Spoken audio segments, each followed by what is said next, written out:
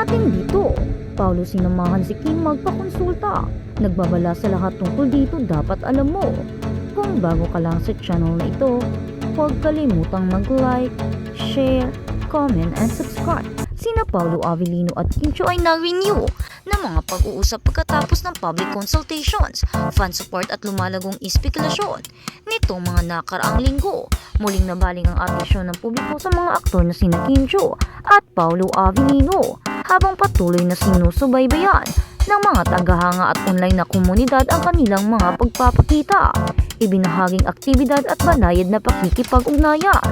Ang nagsimula bilang isang serye ng mga update mula sa mga platform na hinimok ng tagahanga ay umunlad sa isang mas malawak na talakayan tungkol sa pagtitiwala, paggabay, personal na paglago at ang malalim na koneksyon na nararamdaman ng maraming taga-suporta sa dalawang bituin. Mga taga-musid sa entertainment na ang panibagong boss ay hindi nag-ugat sa kontrobersya, ngunit sa mga sandali ng pagmumuni-muni, konsultasyon at nakikitang suporta mula sa mga tagahanga at mula sa mga taong malapit kina Kim at Paulo.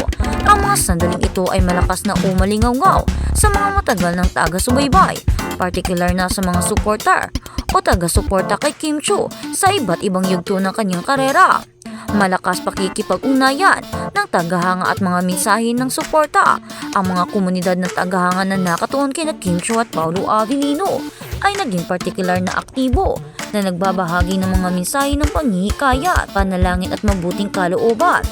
Maraming taga-suporta ang nagbigay diin sa mga tema ng proteksyon, patnubay at pag-asa para sa hinaharap na nagpapakita kung gaano sila namumuhunan sa kapakanan ng parehong personalidad.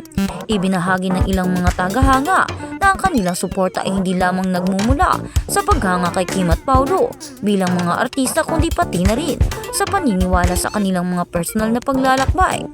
Madalas na itinatampok ng mga mensahe ang pasasalamat, pananampalataya at ideya na ang mga hamon, professional man o personal, ay malalampasan sa pamamagitan ng pasensya at katapatan.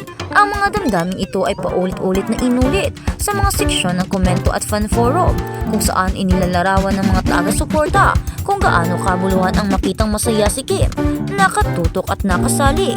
Pinuri rin si Paulo dahil sa kanyang kalmadong presensya at naramdamang katatagan, mga katangiang nararamdaman ng mga tagahanga na umaayon sa personalidad ni Kim, mga pagninilay sa pasensya at timing. Ang isang umuulit na tema sa mga talakayan sa mga tagahanga ay ang konsepto ng timing. Maraming taga-suporta ang naniniwala na ang makabuluhang koneksyon, maging sa buhay o relasyon, ay kadalasang dumarating pagkatapos ng mahabang panahon ng paghihintay at personal na paglaki. Ang ideyang ito ay madalas na nauugnay kay Paulo Avellino na may mga tagahanga na nagsasabi sa kanyang kapanahunan at tahimik na pagtitiwala. Bagamat wala sina Kim o Paulo ay gumagawa ng mga tiyak na pampublikong pahayag tungkol sa kanyang pribadong relasyon. Ang kanilang mga pagpapakitang magkasama, sinadya man o hindi sinadya, ay nagdulot ng mapag-isip na haka-haka. Sa halip ng mga nakakagulat na chismis, itinuro ng mga taga-masid na ang higit na nakakatugon sa mga tagahanga ay hindi ang mga dramatikong anunsyo, ngunit ang pakiramdam ng paggalang sa isa't isa at pag-unawa na tila ibinabahagi nila. Iyon ang nakakatugon.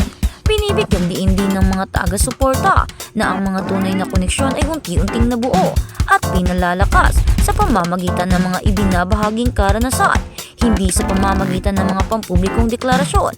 Ang pananaw na ito ay humubog sa karamihan ng pag-uusap sa paligid ni Kim at Paulo na nangihikayat sa pasensya sa halip na panggigipit, konsultasyon bilang isang form ng patnubay.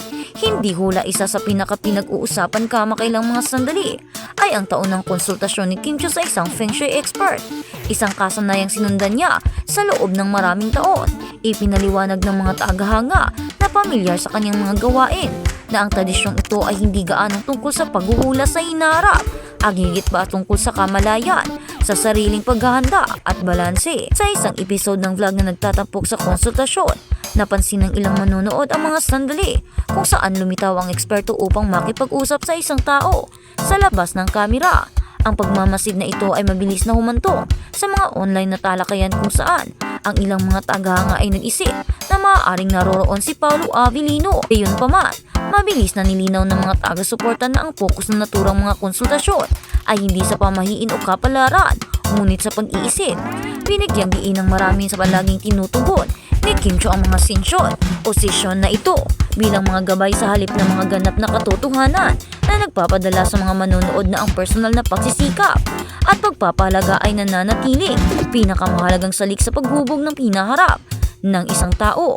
Binigyang diin din ng mga tagahanga ang paggalang ng privacy sa kabila ng sigasig na nakapaligid kina Kim at Paulo. Maraming tagahanga ang aktibong humimok ng paggalang sa kanilang privacy.